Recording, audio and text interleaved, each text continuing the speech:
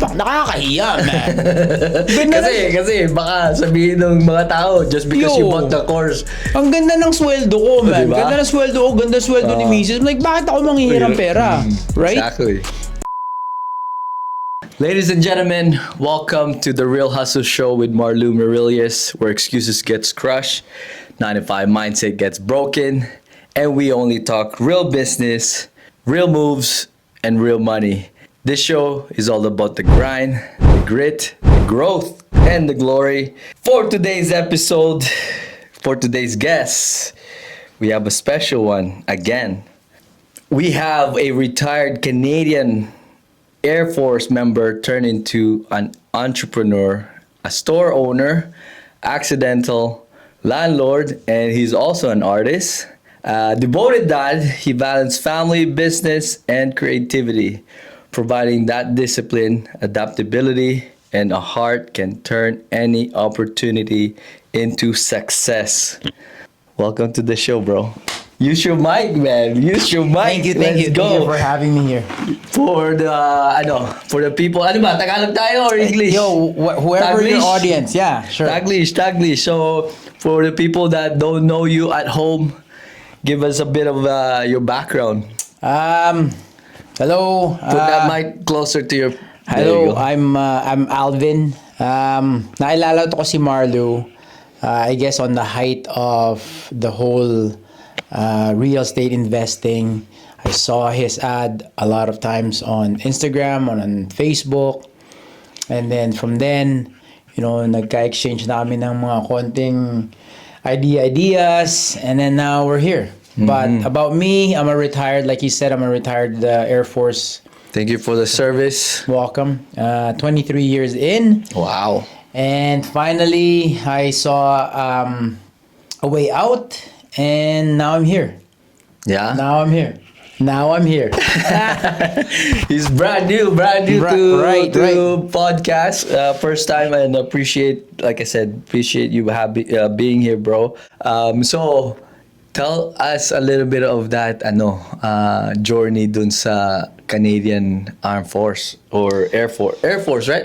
Oh man, it's long story short. I'm an immigrant. Came here when I was 17. Tapos Kailan yun?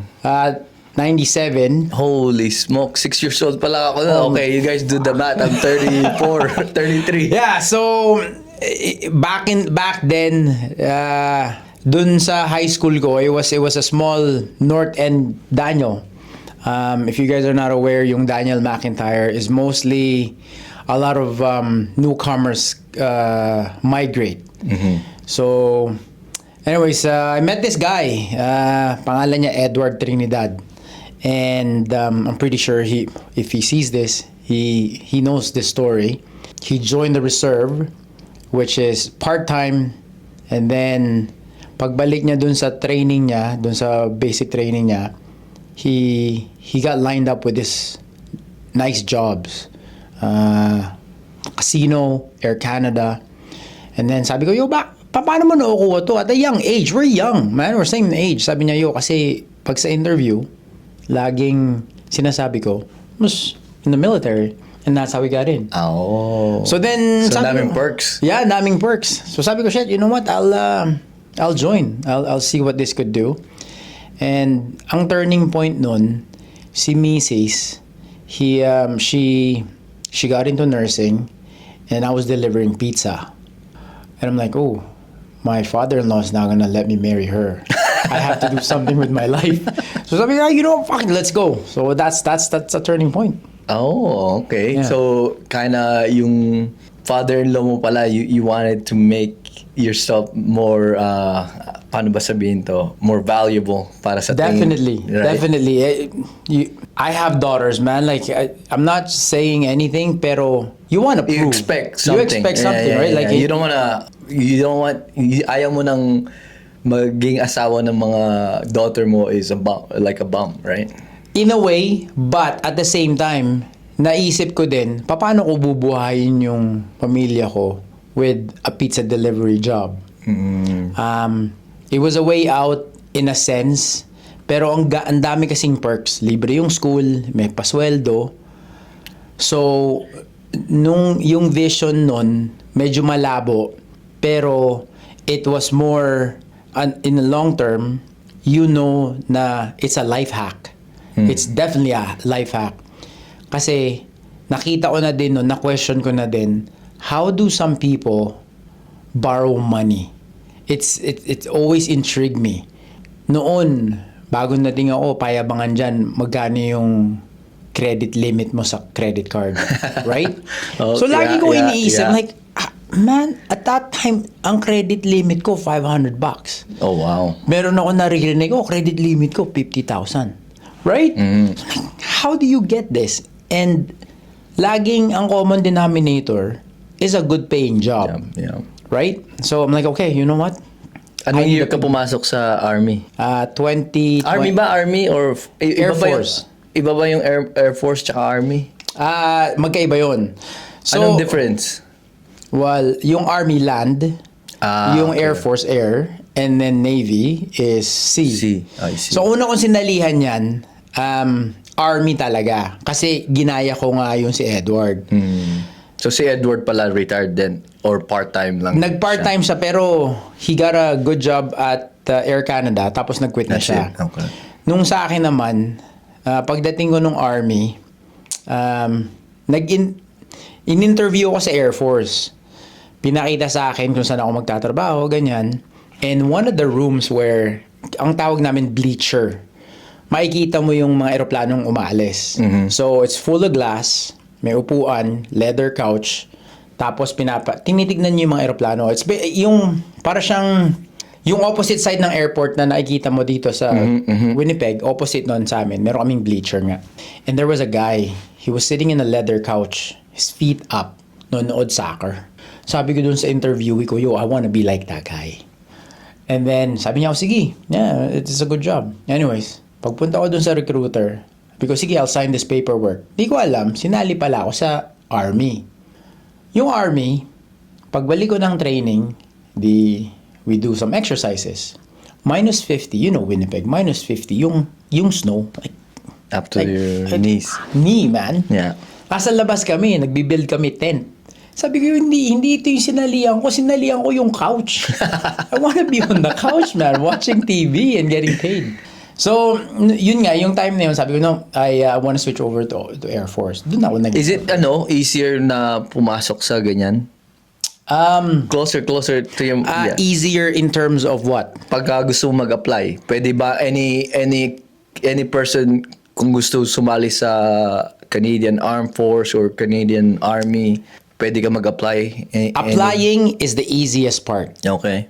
Pero meron siyang kasing mga qualification din. Right. So the way I explain for our immigrant viewers, Kasi maraming gusto na immigrants. Right. Yeah. Hindi ko na alam kung ano yung Qualification today? requirements now. Okay.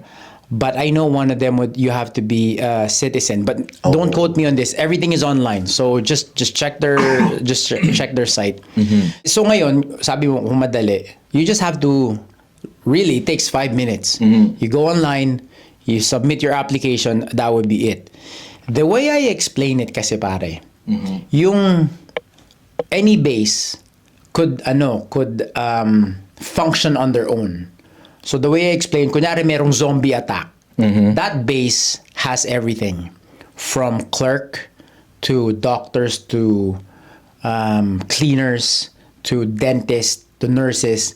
Lahat kami, kaya namin mag-function. To engineers, everything. Pag kinlose up yung base na yan. So which means, lahat ng trabaho as a civilian, merong equivalent sa amin sa base. So lahat ng meron kayo? Merong army na nurse, merong army na doctor. Lahat. Oh, wow. So, kung i-close yung base na yun, we can function on our own. Merong gagawa ng mekaniko, merong kaming refrigerator, merong kaming gagawa ng bahay. May chef, everything. Lahat. May chef, lahat yan. So, anybody that wants to join, there's a job for you. But it's definitely a life hack. I encourage everybody to go through at least one, meron kaming contract, yung mga 5 years contract. Everybody should go through, just experience it, and then you move on. Kasi ang dami mo matututunan. So ngayon, nung pumasok ka sa Air Force, gano'ng kahirap yung training? yung physical training, madali. Madali physical training. Man, may mas maliliit pa siya sumasali dun eh. Meron nga 55 years old, sumali ulit eh. Pero, ang ginagawa I kasi thought nila... yung training, it's like you have to wake up 5 a.m., you gotta jog.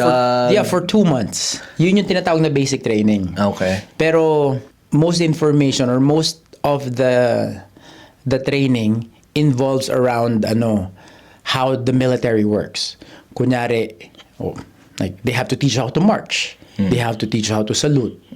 Yung first aid mo, yung how to handle your weapon, how to clean it, how to take care of it, yung mga rules of engagement. Ang dami lang information in a very short period of time.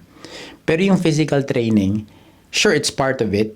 You run in the morning and then after that, you go ahead with your schooling. Yeah. Paano ka mag-fold ng damit? Paano ka Yung mentality nila, kailangan kasi, you have to follow me so you don't die. Right. Yeah. Right?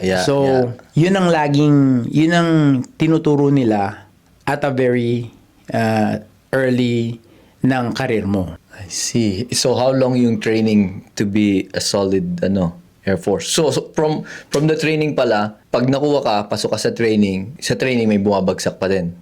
Madami pa rin. Okay. So ilan kinukuha normally? Kunyari may 100 na pasok sa training, ilan ang makukuha doon? Oh man, merong mga nagko-quit. Right. Yung sinasabi na, this is not for me. I don't know the percent, pero meron siguro sa 100, I would say 10% to be safe. Yun yung mga nawawala. Tapos yung 90 nag-go on. After nung basic training mo, depending on, let's call it trade, depending dun sa trade na pinili mo, that's where you're gonna go after.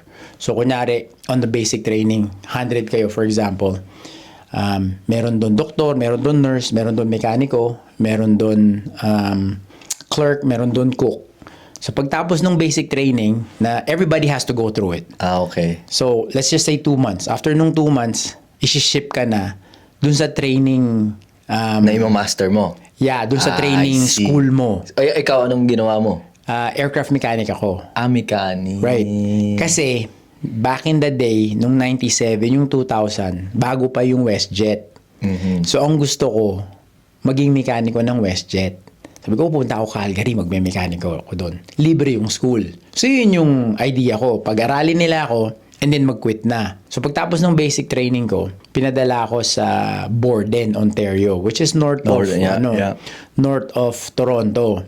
Actually, no, prior to that, yung electrical side nung pagme-mekaniko ko, it was in Kingston, Ontario. So, that was between Ottawa and Toronto. Pagtapos nung electrical side, pumunta ako sa Borden, which is the aircraft side, mechanic. Tapos diretso na ako ng Comax. Ang iniisip ko kasi nung pagsasali ka doon, napakahirap ng training. Kasi I guess, nung nakikinig ako sa story ni the SEAL guy, David Goggins. Iba yun, man. That's SEALs. That's SEAL, right? SEALs. Those are on a different level. Meron din tayong equivalent nun.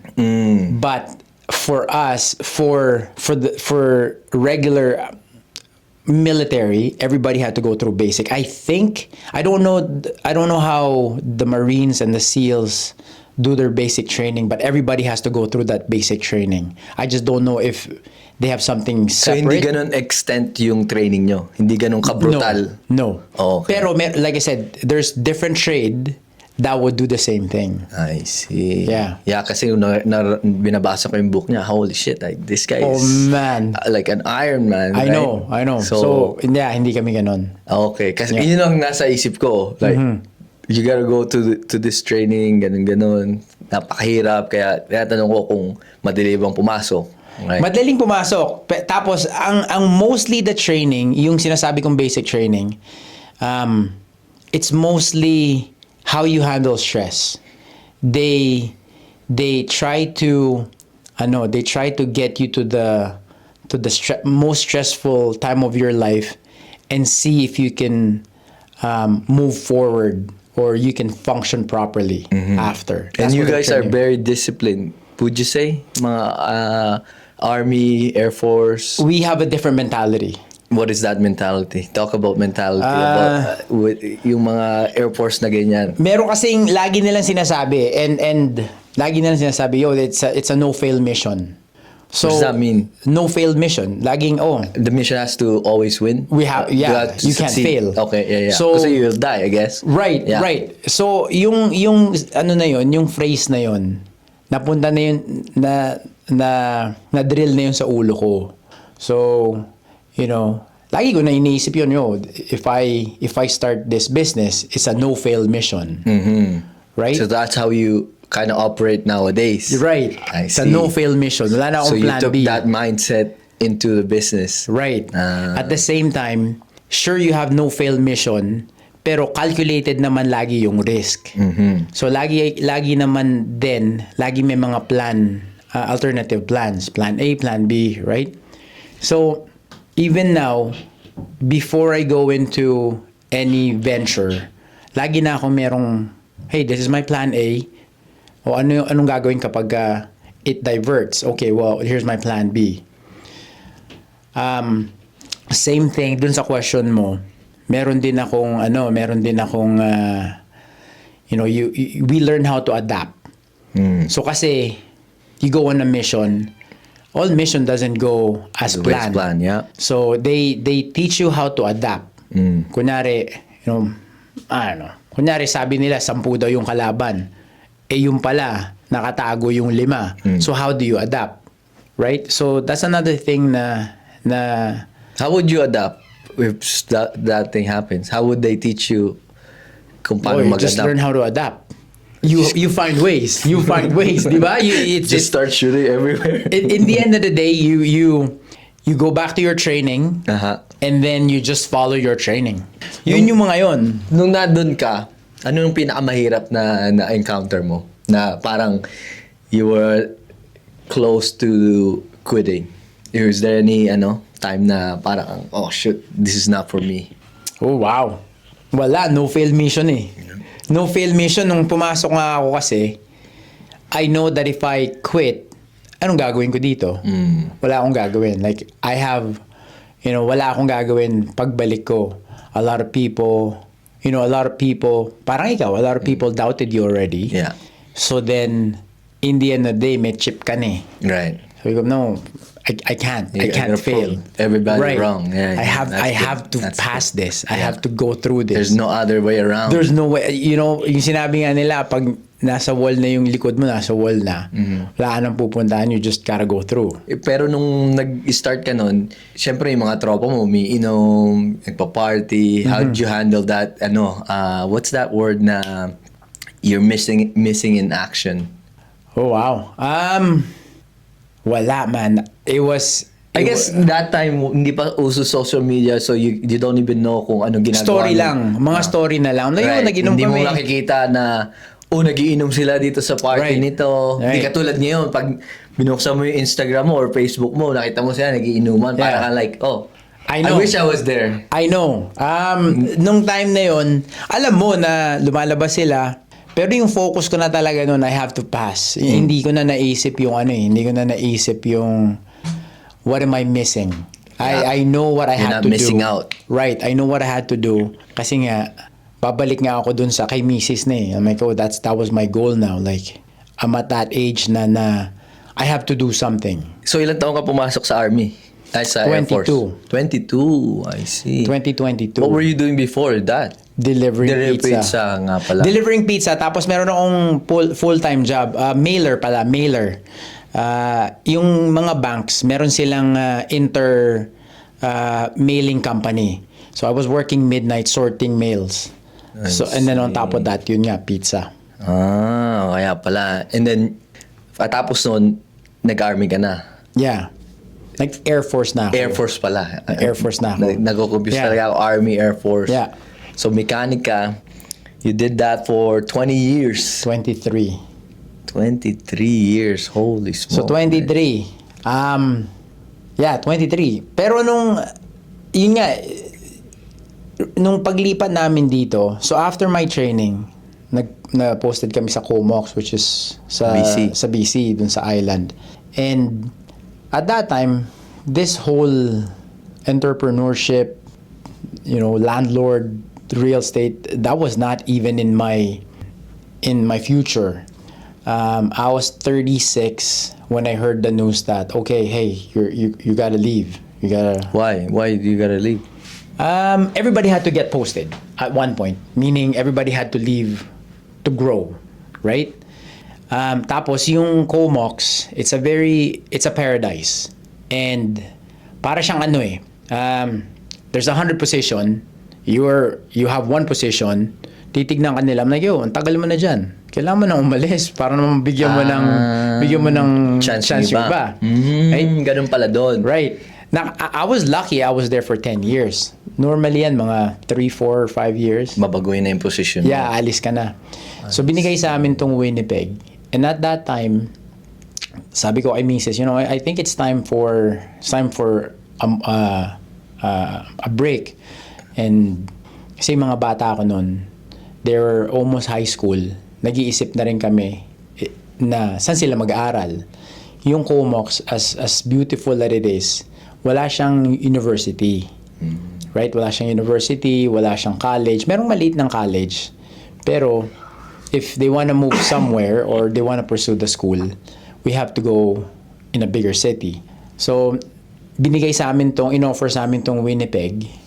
But I knew I was gonna go to Ottawa. So yun, na-posted ka doon, umalis kayo, bumalik kayo dito sa Winnipeg. Right.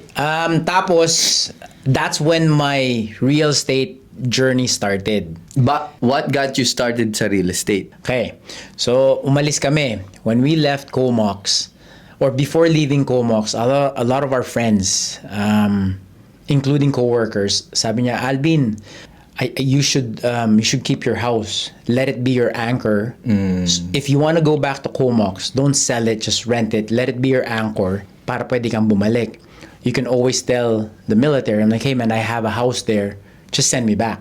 So wala akong alam nun. Meron akong isa, meron sa akong kaibigan, meron na siyang paupa nun. Ate ko, meron na din isang paupa, meron na siyang one house na pinaparent niya. So it wasn't really as foreign for me. Ang normal nun, meron kang isang paupa. Yeah. I don't know what it would do. I don't know how I would use it. I just know na, hey, you know what? Para siyang ano din eh, parang tap in the back na, yo, meron ako isang paupa. Yeah. Para Right? may Right. pagyayabang ka na, may isa pa akong bahay dito. Right. In the end of the day, that was it. Yeah. So, pero ang plan na rin namin ni Mrs. noon na we're gonna start, pagpunta namin dito, we're gonna rebuild. We're gonna try to rebuild our life. Kasi yung bahay namin sa BC, when we moved there, we were young. Like I was 26. Like I did my training, 26.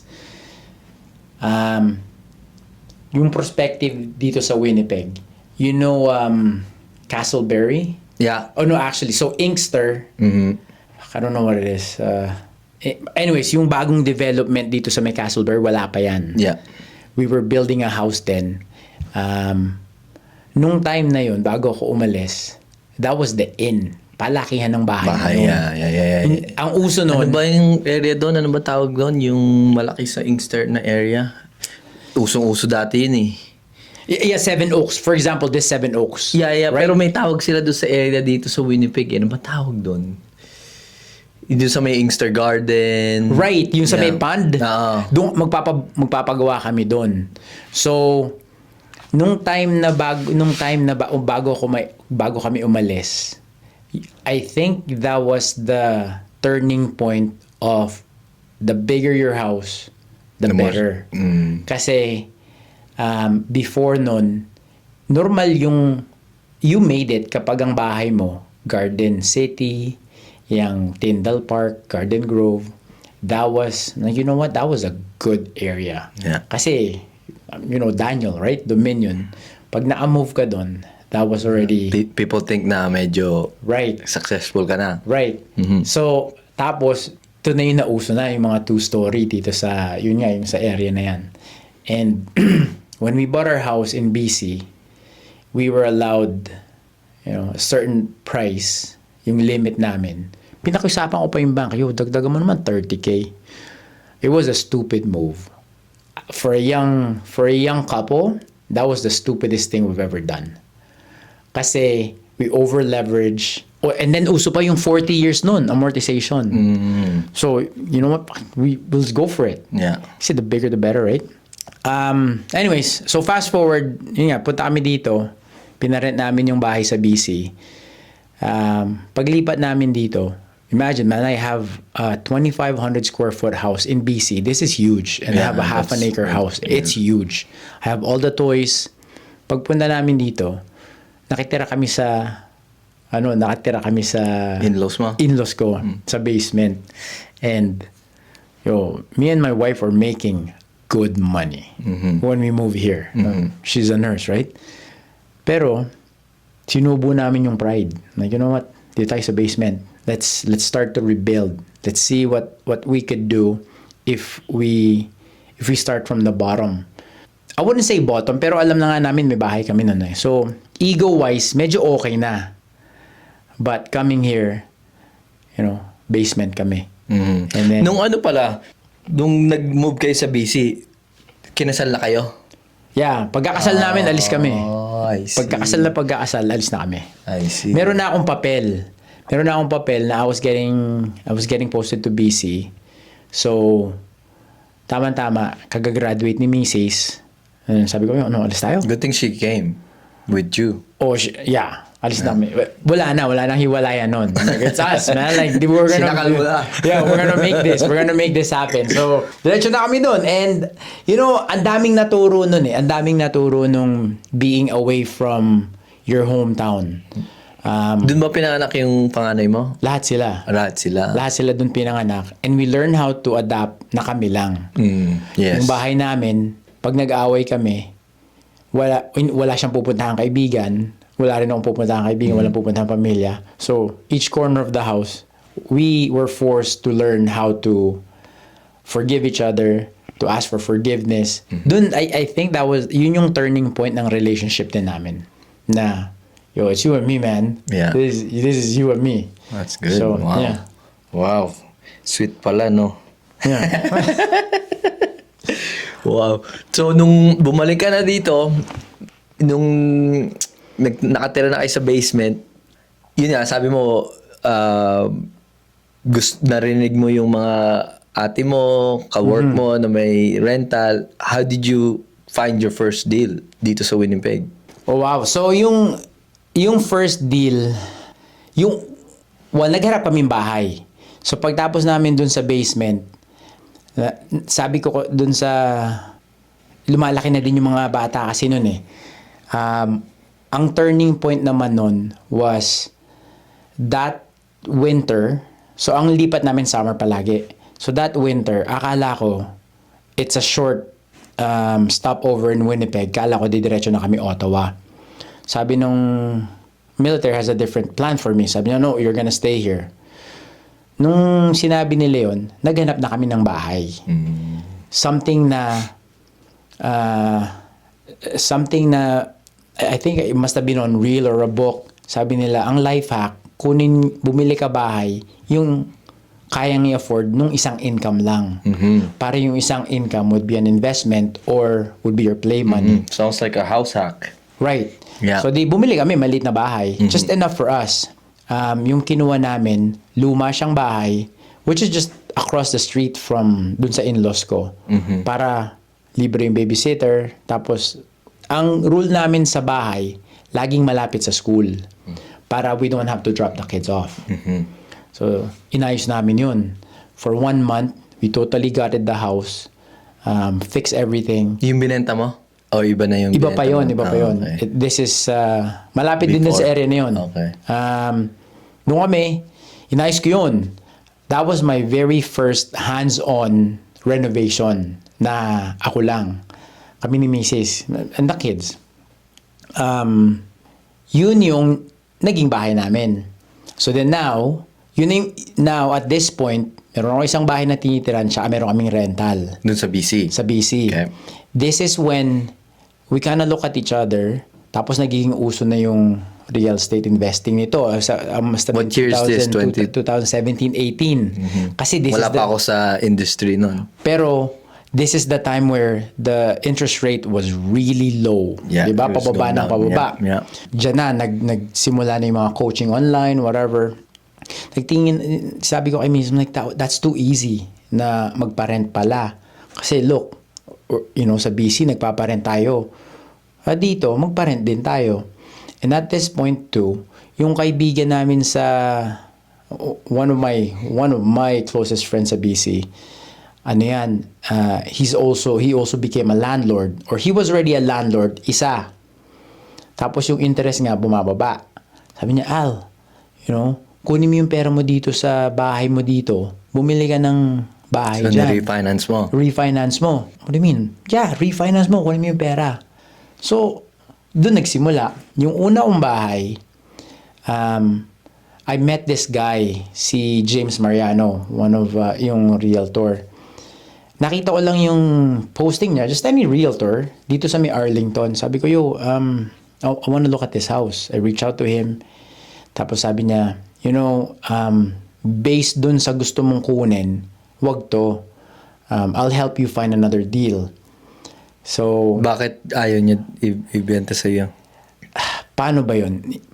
Parang, kasi ang goal ko nun, low maintenance, maliit lang for, 2 to 3 bedrooms.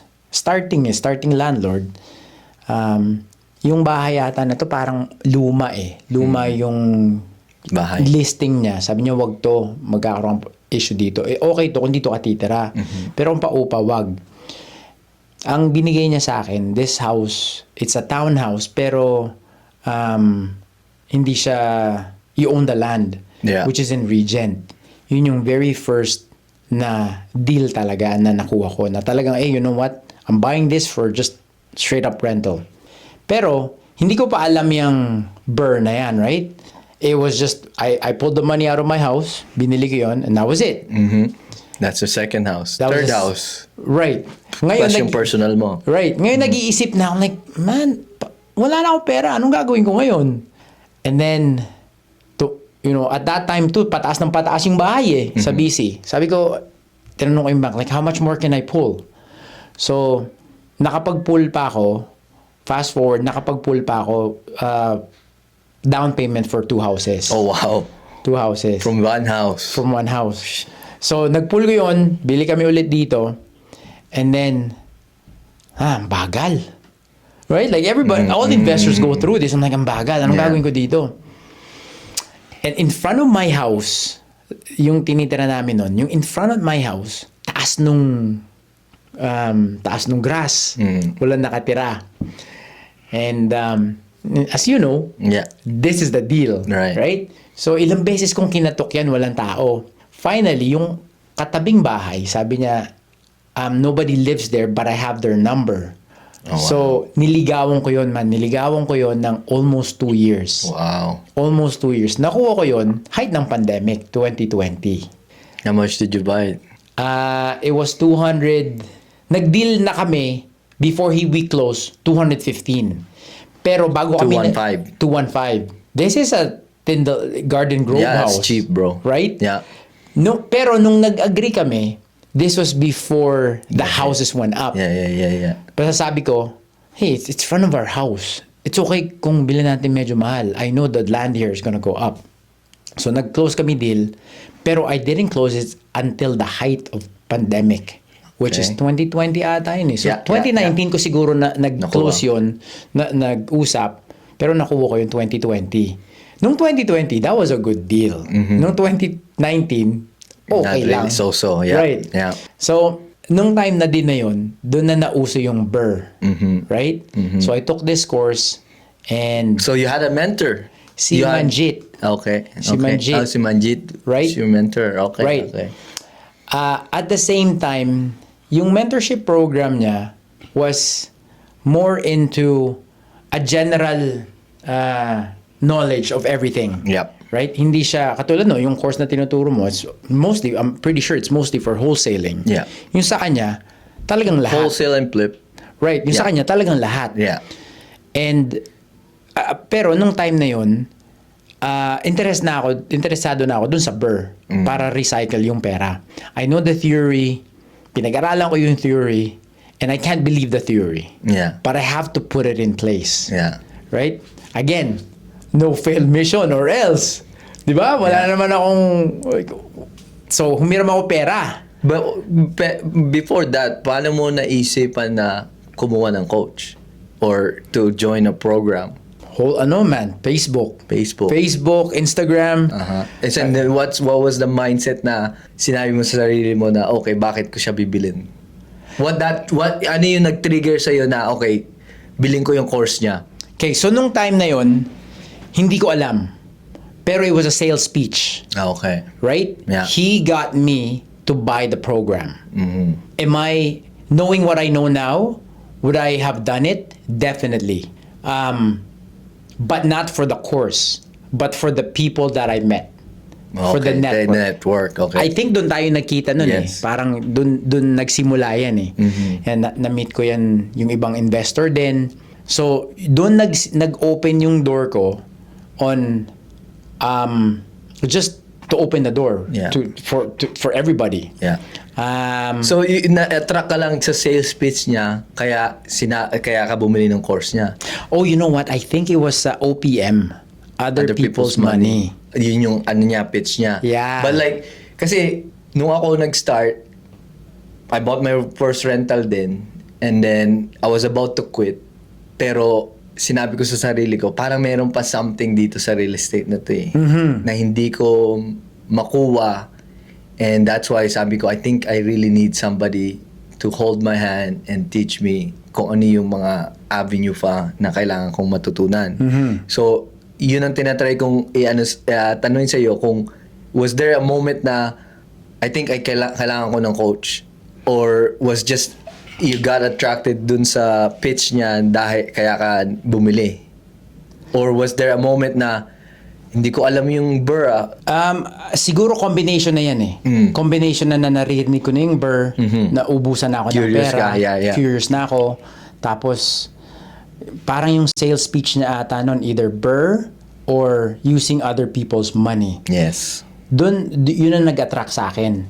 So, it must have been the other people's money. Kasi, yung first exercise was to ask the people closest to you for money. You know, your family members, and then your friends, and then the C, right? Yeah.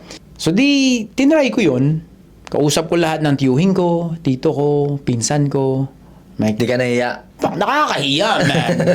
Ganda kasi baka sabihin ng mga tao just because you bought the course. Ang ganda ng sweldo ko, man. Diba? Ganda ng sweldo ko, ganda sweldo ni Mrs. Like, bakit ako manghihiram pera? Right? Exactly. And then, through the network and through the, the support system and the other people, sabi niya, Alvin, bakit ka mahihiya? Switch the mindset. Instead of you borrowing money, right? Instead, sabihin mo na, isipin mo na, I'm making your money grow. Exactly. Give me your money so then I can grow your money. It's a win-win. It's a win-win. Nung naisip ko yun, doon na medyo kumapal yung mukha ko. Like, I see. Bakit? It's a mindset shift, ha? The mindset shift, man. Like, bakit ako mahiya? Pera mo natutulog I think ayun yung number one problema sa ating mga Pilipino na mahihiya ka Especially na, yun nga, nagtatanong ng pera, you gonna get rejected. It's gonna happen anyways. And you know what? Nung time na yon, nung nag-shift na yung mind, that's when I was able to attract more money. Kasi, I was able to say no to some, naging selected na lang. And dun sa mga deal ko, moving forward, I found 2 people. That's and it. that was it. And they just want to give you their money. I'm like, oh, here's my money. Yeah, Here's same my here. money. Like, ang dami ko ding maliliit na investor dati ngayon. I'm only working with 3. Right? Yeah. Tapos na. Yeah. Like, I'm grateful for dun sa mga maliliit before, but it was a bit of stress dahil syempre tinatanong ka nila, you have to fleece them, ganyan.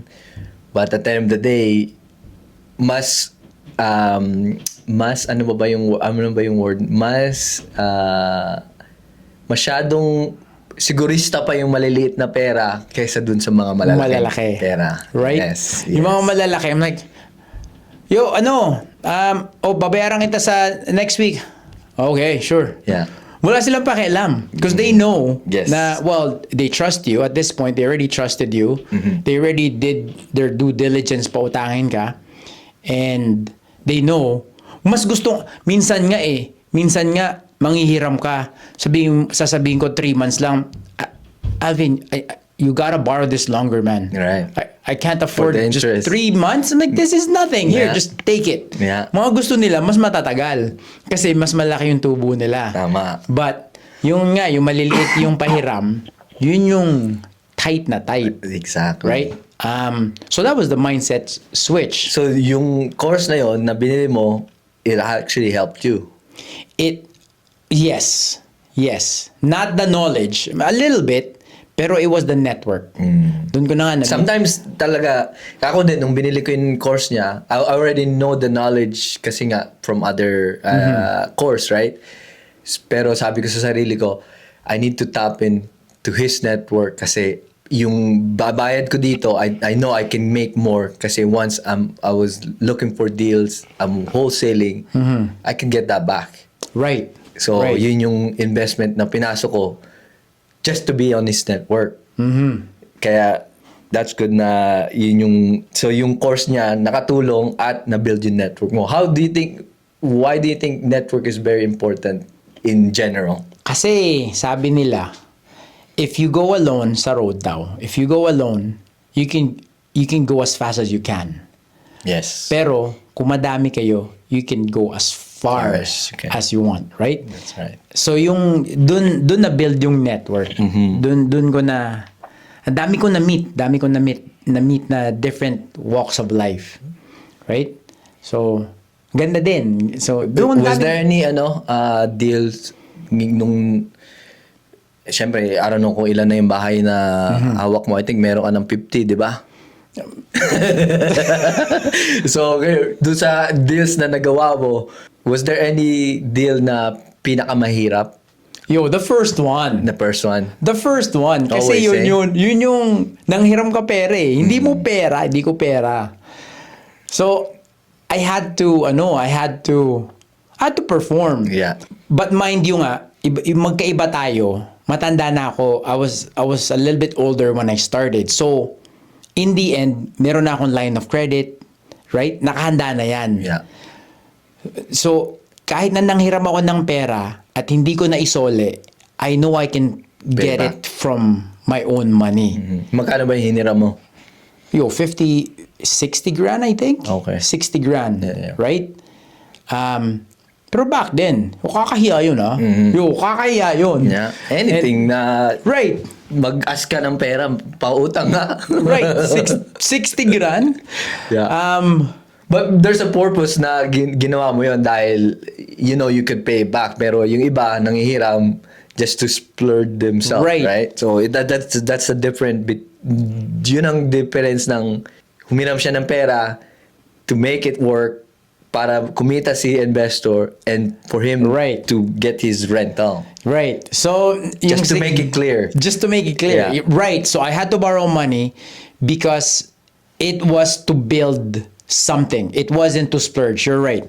And then, and to prove the theory. Yes. And to prove what I learned actually works. That was it. Wala na. Nung natapos ko yun, nakuha ko yung cheque, man, totoo. Diba? This is robbing the bank. Like, to be quite honest, everybody, like, your viewers, Yeah. if you explain how Burr works, Yes. Explain it to them, like, oh man, it's as teaching yung, let's say, a grade 1 student or grade 3. buying a house for free. Ang bilis naman. That's it. You can't just buy a house for free. But okay, well, there's a more explanation. You buy it you buy a house that is undervalued, knowing that if you fix it, the value would go up. Yeah. Yung bibili mong undervalued house would be coming from Marlu. That's why he had the wholesale.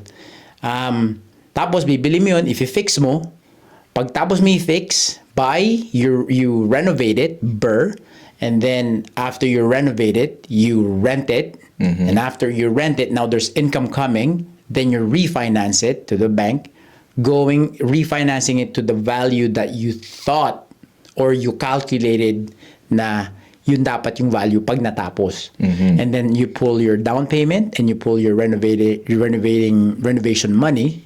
And plus some. And Sometime- plus some sometimes. And then now, Most of the time. yeah, most of the time now you have a free house kasi wala kang down payment doon, wala kang renovation money doon. So now you have a free house. Tapos ang kagandahan nun, if you switch it and you buy that house na fix na, let's say a $300,000 house, you have to put 60K of down payment, 20%. Eh hindi ka gumastos, na-pull mo yung pera mo. So just holding that house, your net worth is 60 grand more. Right? Yeah, that's a good one. So- nung nag-start ka na nga noon, di ba? Was there any people na doubted you na going to real estate? Hola. Now we're going deep. Yeah, we have to go deep. Yung real estate, I was very fortunate na yung circle ko nun when I was starting this journey was already in real estate. I think I was more on the late boomer kasi yung coworker ko sa base, meron na silang rental nun, not knowing what it could really do. I'm telling you, we were young. We don't know what we're doing. We just thought that it's cool to have a rental. Yeah. Right? Me too. Right? Not knowing, you can refinance it. None of this. So yung circle na yun, meron na akong circle na yun yung focus nila. Yung the personal doubt comes from, to be quite honest, the family members, man. Kasi ang story ng, oh my God, ang story kasi ng buhay ko, tatay ko janitor. So, for the immigrants and for the people, pag janitor ang tatay mo sa Philippines, kakahiya. Talagang kakahiya. That's the lowest of the Yeah, low. especially sa Philippines, janitor, bro. Right? Yeah. There was, Basurero ka, bro. Here, pag janitor ka, okay lang. Kasi Right. custodian ang tawag sa'yo. Right. Plus, you're making even good money. Right. Sa Philippines, pag janitor ka, basurero ka, tae ka. Right. Yeah. Tatay ko, no read, no write yan. Oh, Talagang shit. no read, no write. The highest education he attained was grade 2. Si nanay, grade 6. Si nanay, medyo natutong magbasa. Right? But that was the chip. Yun na yung chip ko. And then, so nung pagpunta namin dito, we were the not youngest. Kami yung pinakahuling family on my mom's side na dumating. So, being the only boy for my mom's side, or for my mom, parang nakatingin na, ano gagawin mo? Pumunta ka dito. Right? Dinala ka dito. You have to do something for your life. So, yun na yung mga doubters from, bakit ka sumali military? Wala ka ng pag-asa, no? Yes. Right? Another Wala kang pag-asa, no? Filipino mindset Right? there. Yabang mo. Yan na yung yan na yun. Mga chip na yan. So, going back to your question about the real estate, wala siguro meron din, but yung voice ng, yung that noise, I learned how to quiet them down. Na hindi ko na, Hindi ka nag-focus doon. wala na yun. So, ang talagang focus ko na lang was the kids. It was fun. Like, every time na meron akong project, it became addicting. Kasi, tatrabaho ka doon. Yeah. But you're one of them too. Kasi I do the work on my own. Yeah. So, yung mga subcontractor mo, naging kaibigan mo na, kalokohan mo na. And then I was able to build a team of people that I work with too. So, may mga specialty yung mga tropa, right? At work, nagloloko pa kami kasi iba-iba kaming rank, right? May mababa, may mataas. Pero pagdating sa project, wala. Kayo. Kanya-kanyang lokohan yan. So yeah, so that became my journey, and it was fun. It was fun. It was not about money, but it was just something to do, and it was the theory. You went through it, and then you just follow through. Right? Amazing, bro. So, what do you think? I asked my guest dito, what do you think is more important, mindset or hard work? Damn, hold on. Mindset or hard work? I would say more importantly would be the mindset. Kasi your biggest enemy is the guy between your ears. So all of the things that you're thinking of, really, it's just you who's thinking of it. Am I gonna fail? Am I gonna make that? But it's those challenges that is in there. So you have to take care of that person in there. Pay attention, people. So the mindset wise, kung hindi mo siya makontrol, if it's always negative in there, doesn't matter how hardworking you are, it's not gonna work. Yeah, It you're will already never telling work. your brain it's not gonna work. It's not gonna work. Yeah. No matter how good of a skill worker you are, if in there you can't control that. But talent beats hard work all the time. But talent beats.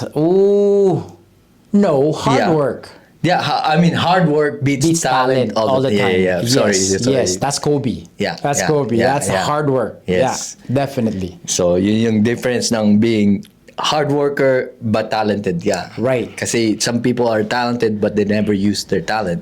Okay, tapos ito pa isa. And this was just recently. A close friend of mine, sabi niya, this happened a week, doesn't matter. Sabi niya sa akin, alam mo pre, discipline ka kasi.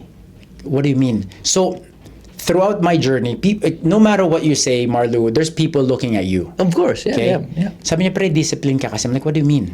Like, when you talk about something and you put your mindset to it, you always follow through. So may excuses siya, ha? May excuses siya No, kasi... hindi siya nag-excuse. Oh, okay. I The thought he's conversation trying- lang. he's trying to blame you. Bro, No, discipline. naging conversation Okay. niya lang to. Hindi ko alam kung saan nagsimula yun. Basta sabi niya sa akin, pre, alam mo, discipline ka kasi. What do you mean? Kung magpunta ka gym, sabi mo pupunta ka gym, nagpupunta ka ng gym. Sabi mo gagawin mo tong burr, ginagawa mo yung burr. Sabi mo sisimulan mo tong store, sinimulan mo yung store. Ay, naging disiplinado ka na pag sinabi mo, ginagawa Gagawin mo. Yeah. Ay, hindi ko alam yon na pumasok lang sa isip ko because he said that. Well, I think that's how you became successful at where you at now. You're I doing, you say what you're gonna do. Right? Katulad mo. Exactly. Right? Yeah. Yeah. So people, kasi nga, daming tao na, sige next year, mag-gym na ako. Next year, start ko na yung side hustle ko. What do you think, what's stopping them to do that? What do you think what's stopping them to do that? Kasi minsan, the older that I get, at first, I'd like to push everybody to do what I'm doing. Because I think it's easy. Me too. But, may nagsabi din sa akin, sabi niya, Kuya,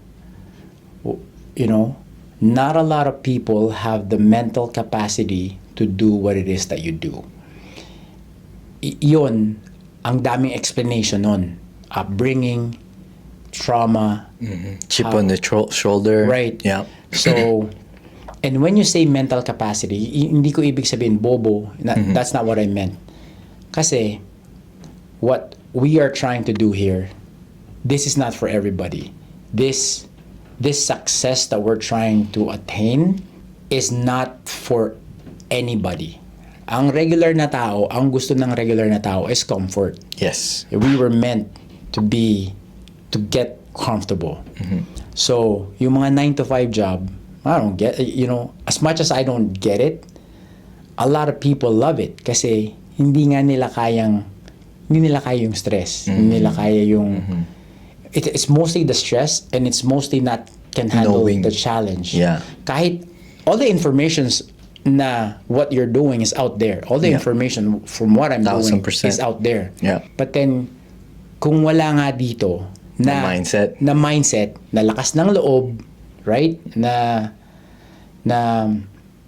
yun nga yung people that can't handle that, it's not for them. How do you handle stress? Because you talk about stress all the time. Oh man, gym. Gym. Yeah. Gym. Get going, Gym, guys. man, like in the end of the day, I can only control what I can control. That's right. I can control myself to go to the gym, right? I can control if my subcontractor is going to make it today. I can't control that. No. I can't control if I'm going to have sales at my store today. I can't. But I can control what's in my head, right? I can control. So gym, workout, get sweaty, right. get physical, whatever type of physical activity. That's how you deal with stress. Right. And I feel that with any challenges that I face, as long as I'm physically able to do it, I can handle it. That's why I go to the gym. I like that.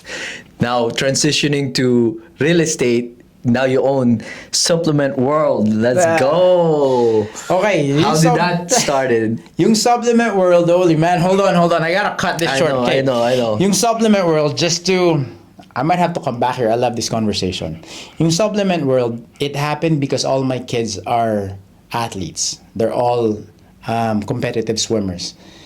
And there was a turning point where my two oldest one, they keep on leveling up. But then every time they level up and go to a competition, they always come back and say, I can't compete with those kids because they're bigger and stronger. And as they progress and as they get older, ang alam lang nating Pinoy is adobo, pancit, right? There was really nothing to Hot it. dog. Hot dog. And you can't compete. Like, how can these kids compete at a higher level? There are people that are freaks. For example, like LeBron James. Pinanganak yan. Oh man, may muscle na yun, right? Yeah. But for some athletes, like you said, hard work beats talent. Kailangan nilang work hard. But then, what other things can we as the parent control so then we give them the advantage to move forward? That's where it started. And then at that point, nakikita ko na yung real estate ko nagbo-boom. Nakikita ko na yung work ko na they're still controlling 9 to 5, right? So, sabi ko, you know what? It's time to go. And I also got hurt at work. So I said, you know what? It's time to go. Sabi At work at Air Force. Air Force. Sabi ng boss ko, you know, if you're not having fun here anymore, I think it's time to go. Nung time na yun, masaya na ako dun sa real estate ko na I was doing things with my hand kasi in yung last work ko, I became a manager and I was in front of a computer. So really, I sent emails and that was not fun. Yeah, so boring, bro. Right? I would rather be a landscaper. Lagi kong iniisip nun habang nagtatype ako, mas masarap magkalkal ng, you know, like landscape. So, naghanap na rin ako ng exit plan. Doon nag-start yung Supplement World. I see. So, the help of your kids na binigyan ka ng idea na they need more supplements. Now, well, not you only have that your too. own.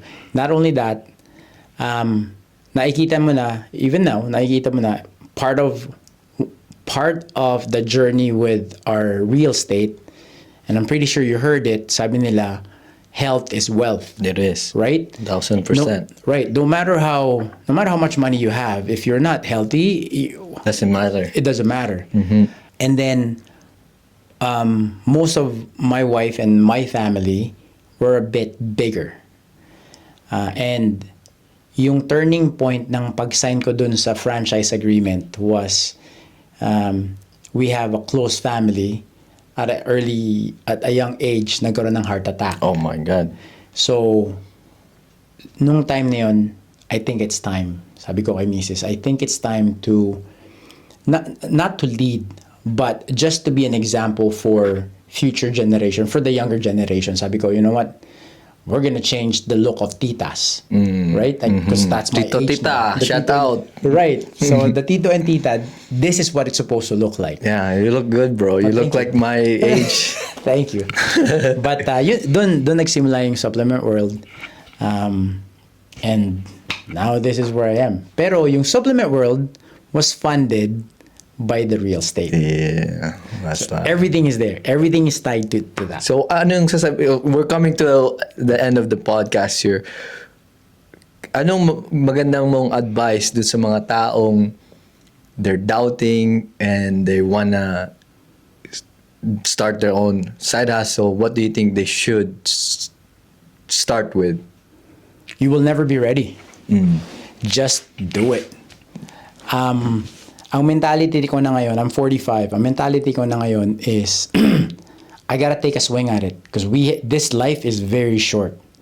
I'm 45 now. I'm looking ahead. I don't know, maybe I have 15 years to be if I'm lucky. But if I go on my deathbed, sabihin ko, at least I tried. You're right. Everybody comes out dead, dude. Like, we don't come out alive. Like, at least I tried. And if it's something that you want to do, take a Try swing. it, right? Take a swing. Try it. That would.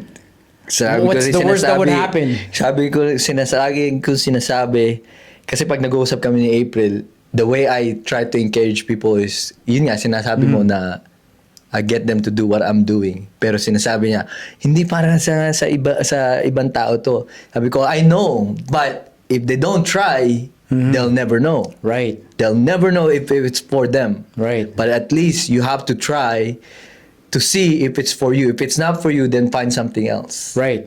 Right? Kasi if I can do it, Right. bro, I know. I'm C minus D in school. Like, I'm dumb as fuck. But I can do what other people can do in real estate. So, There's definitely a lot of avenues in real estate. A lot. Right. Like, we just closed a deal. Yeah. And I'm not even part of it. Right. You know what I mean? I was just able to connect two people and that was it. right. Yeah. We did close the deal. Right. Yeah. So- So, we were just waiting for the possession date. Then we're going to get cha-ching. Right?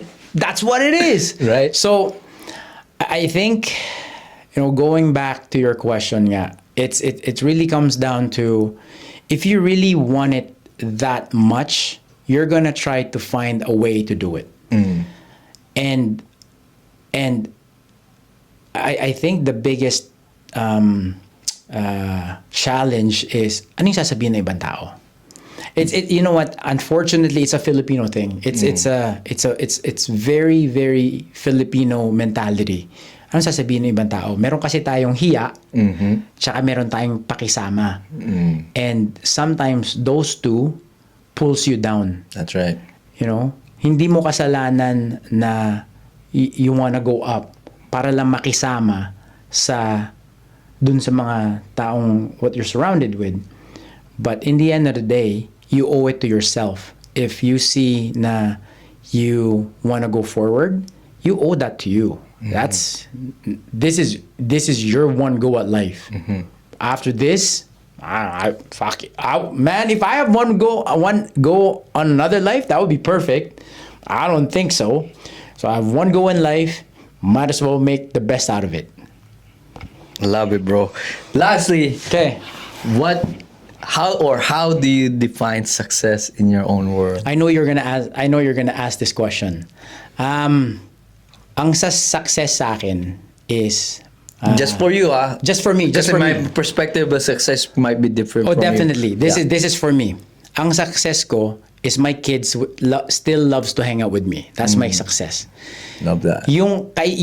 Pero parallel nun, basta I can afford a steak, yung masarap na steak, yun ang success. That's success. I can afford a good steak, man, that's success. Not even money. You can always earn money. I now that the mindset has changed, you can always earn money, but that money is not gonna buy happiness. That's right. Well, Right? it can. It can. Your steak. My steak, There you that go. will buy So you still need money. to buy the steak. Correct. Definitely. But yun yung for me that would be the Yun yung success yun yung success line ko. Yeah. Well, I mean, for me, Ikaw, ano ang success mo? success is having the freedom. But having the freedom doesn't come without the money.